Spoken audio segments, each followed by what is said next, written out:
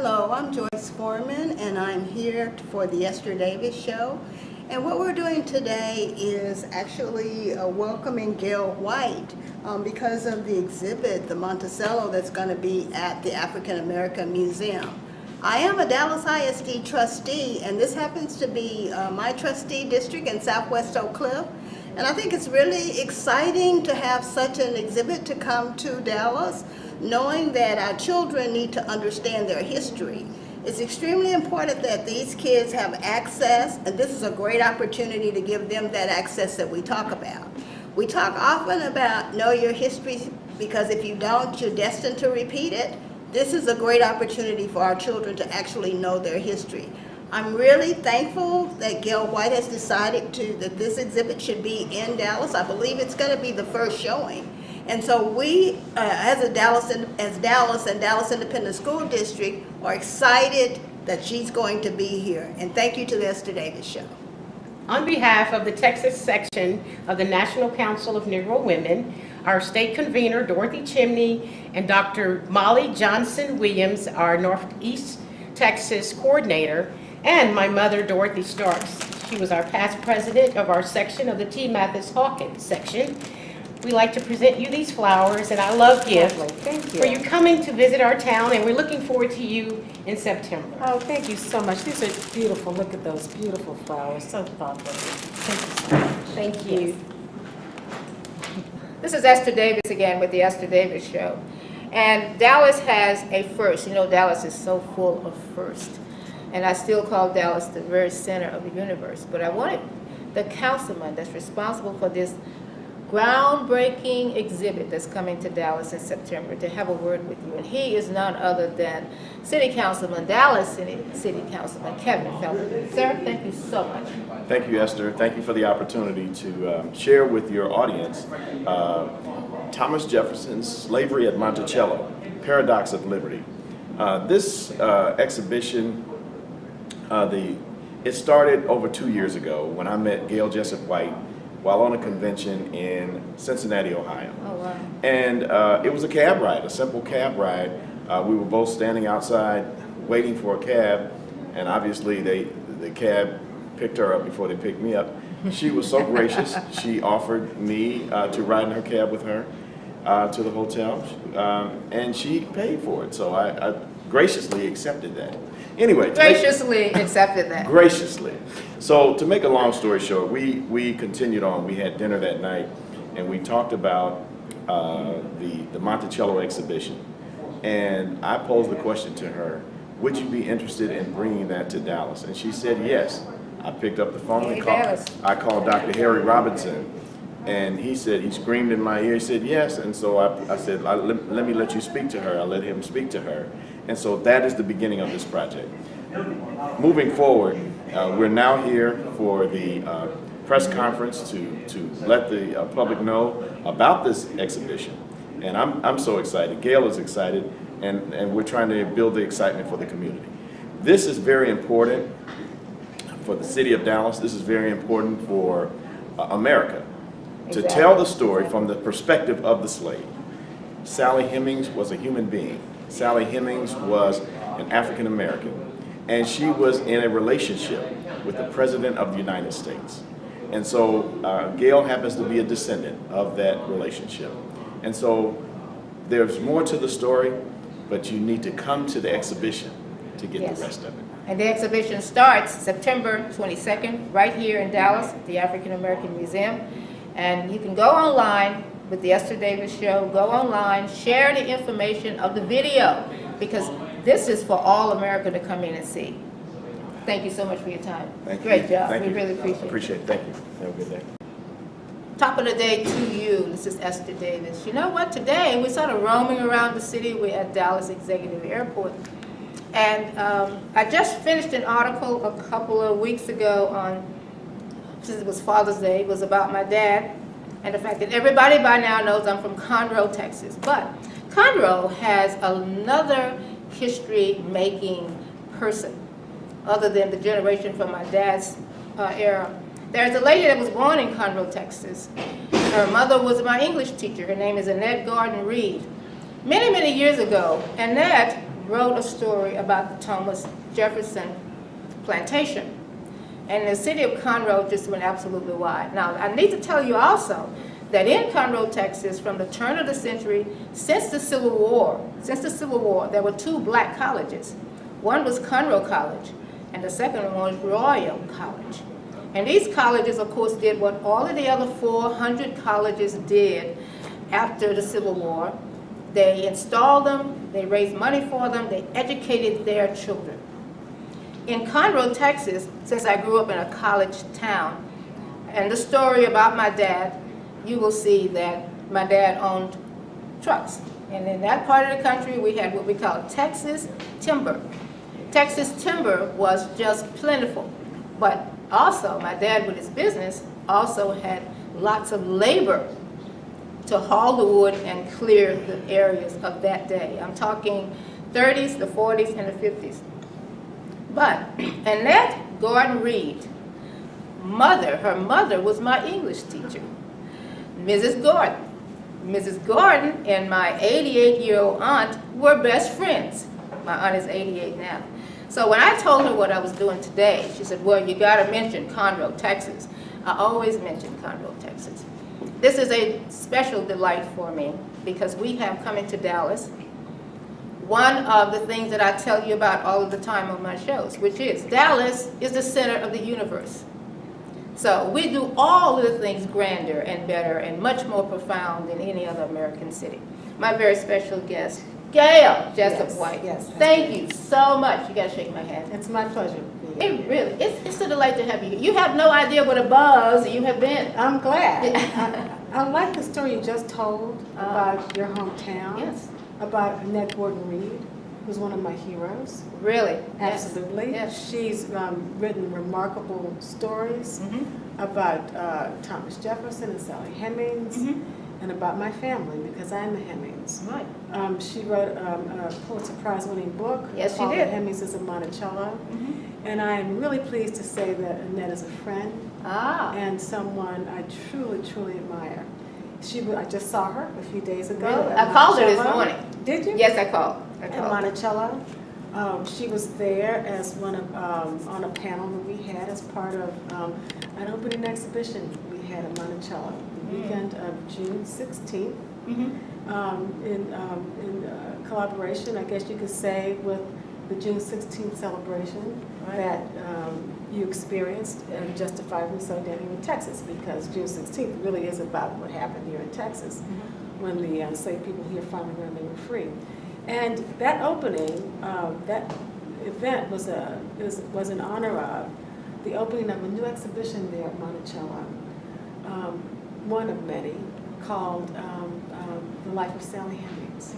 That's right. And so it was a wonderful opportunity for us to talk about one of the most famous women in American history, wasn't she? Yes. And Sally so- Hemings was one of the most famous, not African American women in history. Exactly. And the fact that you're here as one of her descendants verifies a lot. It verifies a lot of the information that we all have about our families. Right. But your family stayed the course, and you're here, 2018. Well, here's the thing about African American families in the United States of America. Yes, we stayed the course. Yes, we stayed strong. Yes, we did what we had to do to survive in a system that tried to take and did take everything they could from us. Our children, speaking of children being separated from their parents, our dignity, our potential wealth because we worked for free, and our very lives. Yes. They took our, so those of us who are living in America today are strong people because our ancestors were strong people. Now, having said that, we were also separated. I lost a lot of my family. Absolutely. I lost a lot of my family to slavery. I lost a lot of my family to Jim Crow. I lost a lot of my family to racism. But the beautiful thing is, also on the weekend of June 16th, my family was brought back together thanks to the hard work has been going on at Monticello for 25 years with an initiative called the Getting Word Oral History Project. And you mentioned that yesterday at the press conference. I did. Yes. That project has interviewed literally hundreds of descendants of enslaved families and brought those families back together. So people I've never met, 300 of my cousins, 300 cousins. of my cousins were there at Monticello on Saturday, celebrating our history, our lineage, celebrating our very American history. And so it's been a remarkable experience, not just the opening of the new exhibitions, but also the families coming together. And 300 members of your family Yes, at the reunion. at the reunion. On the plantation on the grounds. plantation.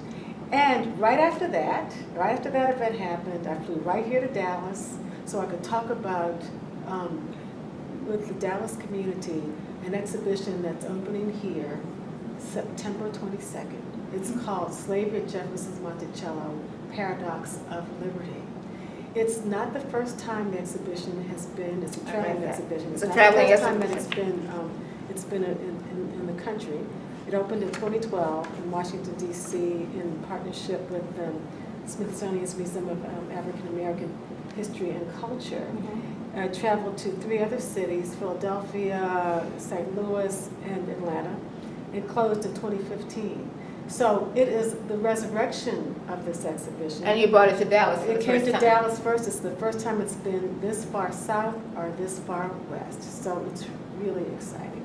And our partner this time is, of course, the African American Museum of Dallas, Right. and made possible by the National Endowment for the Humanities. So it is a time of celebration because when you see this exhibition coming to Dallas, being brought back to life for the first time Absolutely. in 4 years, you're also seeing brought back to life Sally Hemings as a fully dimensioned person, not just as an appendage of Thomas Jefferson, Exactly. but as a mother, a daughter, a sister, a seamstress, a world traveler. A world traveler. Exactly, a negotiator, and as owned property, inherited property. But you see all this as a fully dimensioned person, and not just Sally Hemings, but also other. The other descendants of that thousands plantation. of Well, people Thomas you were Jefferson inspiring. 607 people 70 slaves. throughout his life, 607. Amazing. And in this exhibition, you'll hear the story through the lives of the enslaved and their families, not through Thomas Jefferson's eyes, but Right. through their lens. And that's what makes this exhibition unique and important. You know, the other important component about that is that the thousands of families you are inspiring Now, thank to you. move forward. Yes. Do not stop and get other family members engaged to do the same thing that you're doing. That's really important. I know in our family we've done spots here and spots there, but with your bringing all of this to full fruition, it says, oh, I can do what they did. Well, you can, and it's hard work, and it's taken me 45 years. It's a lot of commitment. Yeah, I It's bet. not a commitment. How much time have you spent? You're the family spokesman, right? Well, I mean, I am one family member who's very interested in this history. Okay. It's a history I kind of stumbled upon when I was 13 years old, having heard from my oldest sister in a conversation she was having with my dad. They were Jefferson descendants. Okay. And so I spent a lifetime trying to put that together, trying to figure out, well, how in fact are we Jefferson descendants? And what is our relationship with the families of Monticello? So it's taken me all these years to put these pieces together. But look what we have as a result. And all of this is happening, this exhibition here in Dallas, the work we're doing at Monticello, at a pivotal time in American history, isn't it? When there's so much divisiveness occurring. Right. But this is an opportunity for us to study our history, for us to understand how related we are to each other. Just to give you some perspective here, we know that Thomas Jefferson and Sally Hemings had this connection that produced 6 children. Right. For the first time in the foundation's history, Monticello was run by a foundation called the Thomas Jefferson Foundation. We are saying unequivocally that Thomas Jefferson and Sally Hemings had 6 children together. Right. Right. But I'm not descended from Sally Hemings and Thomas Jefferson. I'm descended from Thomas Jefferson's great-great-grandson, and from Peter Hemmings, who was one of Sally Hemings' brothers. Oh. So what does that tell you? It tells you it was generational, doesn't it? Yes, it does. And in fact, Sally Hemings was the half-sister of Thomas Jefferson's wife. So that was Is that been one of another- video someplace? That was Because- another generation, that's right. So Thomas Jefferson's father-in-law Okay. was the father of Sally Hemings and his white wife. And Thomas Jefferson's son-in-law, after his wife died, Thomas Jefferson's daughter died, took up with another Hemings family member. So it went It goes on and It goes on and on. This is our history. How long? How We've long? been connected since we came here. Gail, how long? Just the paradigm you just explained to me. How long did that take? Give me a sense in months, years, to make all of the connections of where these children and who they belong to. We didn't have DNA when you did this. So So you had to depend on what? A lot. I depended on frankly my own tenacity, for one thing, and oral history was the other, Okay. and the very excellent researchers at Monticello, because Thomas Jefferson took copious notes. There's endless interest in Thomas Jefferson, Okay. and so that I was very lucky in that. But there's still documents that anyone can have access to by going to some of the, there are so many, I used Ancestry DNA, but there are many others. Exactly. And you can get, Exactly. the first census where black people were counted, where we were not property, the first general census would have been in 1870. So that's one place to begin. Okay. You can also find baptismal records. I found a lot from baptismal records. Death certificates carry a lot of information. And so Death death certificates. certificates have a lot of information. If you can, marriage licenses carry a lot of information. I was able to put a lot of pieces together for that. So sure, I'm lucky because Jefferson had all these notes about the people enslaved, but I also found information just digging. I used to be a reporter. So I was just digging and never, ever stopped. But once you start digging, your mind keeps going. That's Like, right. If I keep moving, if I find this piece of information and go to the next piece of information, what else am I going to find? And it's fun. It's fun. And the internet makes it so much easier now because you can have access to records that you would have had to have written for before, paid for before. So it's so if there's an interest there, it can be done. And the other thing I would like to mention to Esther is that in discovering our history, in finding our roots, we find out about ourselves. You feel better about And yourself. who we are. Yeah. You know, Feel better about what did it take for our ancestors? Oh. You know, Mhm. to get us to the place where we are today. Who are those people? How strong were they? And we have their DNA. So what does that say about They us? have to be thinking people. All the time. And they had to maneuver and put up Exactly. strategies, and they had to survive. And they had more to importantly, survive. they had to survive. Oh, they were, our ancestors were remarkable people. I can see it all over your Remarkable face. people. I think my 20 minutes are about up because you've been here 2 days. How long have you been here now? I came here, I started interviewing for this at the airport Monday. Monday. And I left from DC in the security check-in line. My phone was ringing. So this has been my third day of interviews. And I have to tell you, it's been wonderful. I love Dallas. What a great town. Dallas is the center of the universe. Well, I won't say that. I'm a DC girl, so I'm not going to say that. I need to But this tell is a you- great town, and I've totally enjoyed it. And I need to thank tell for you where the this. exhibit has been. Yes. The previous exhibits were the Smithsonian National Museum of American History, that's in Washington, D.C., all the way back to 2012. 2012. And then the Atlanta History Center in Atlanta, of course, the Missouri History Museum in St. Louis, Yes. and the National Constitution Center in Philadelphia, now Dallas, Texas, across the South. We're going to make this your very best visit, your very best exhibit. Thank you. We have been able to do And we that. should note that it starts September 22nd. Yes. Closes December 31st. MonticelloInDallas.com, I believe, is. We're putting up on the, we will Okay, put it good, up on the screen good. for you to see. We don't want anyone in the Dallas region, Dallas-Fort Worth region to miss it. No, we don't. We really don't. What is the best thing you've heard? I have two final questions. What's the best thing you've heard about the tours and the worst? Let's start with the worst. I haven't heard any bad things, so I Okay. can't mention that. Okay. The best thing, just in brief, is people being grateful. Yes. Grateful to learn the history. Yes. Yeah. We are most grateful. Yes. I Delightful, enjoyed it. delightful to Thank have you. you here. Take Thank you. care. Thank you so much Yes. for coming. My pleasure. I'll be right back with Ms. Sharon Middlebrooks, who has a closing point for us. I contacted some of the leaders in this city, contacted leaders in leadership positions. Dallas is full of national presidents and international presidents. Thank you for this segment of Esther Davis. And as always, you really are the greatest audience in the world. I'll be right back with Sharon Middlebrooks. One of the most important portions of our show is after the show. What people do after the show is talk about, oh, what did you think? And I remember she said this, and did you remember that she said this?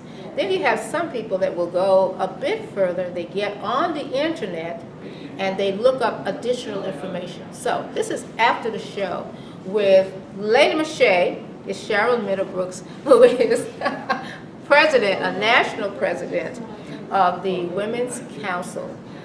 And she's here to give us after the show and her thoughts. What do you think? Oh, it was great, and thank you for the invitation. I was truly impressed with Miss Jessup White and the information in which she brought. But more importantly, what stood out in everything that she had to say was the fact that the slaves lost wealth. We as a people Yes, lost wealth.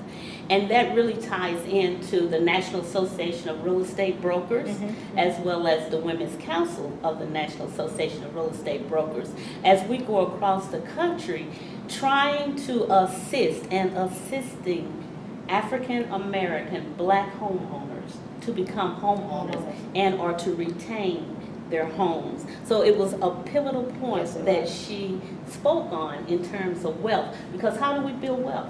Homeownership is one way. Exactly. And you guys have an initiative going on right now, don't you? That is correct. 2 million in 5 years. We are striving to make homeowners. Yes, homeowners throughout this country.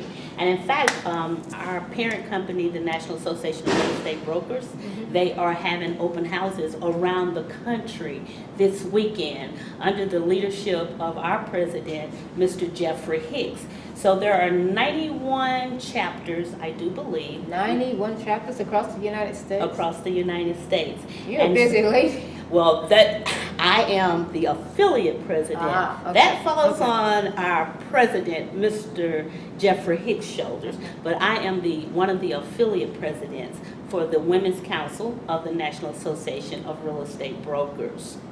What a fine way to end this session of slavery at Monticello. We want you to come see the exhibit. We're going to leave you with that one point, but the second point is building wealth in the African American community.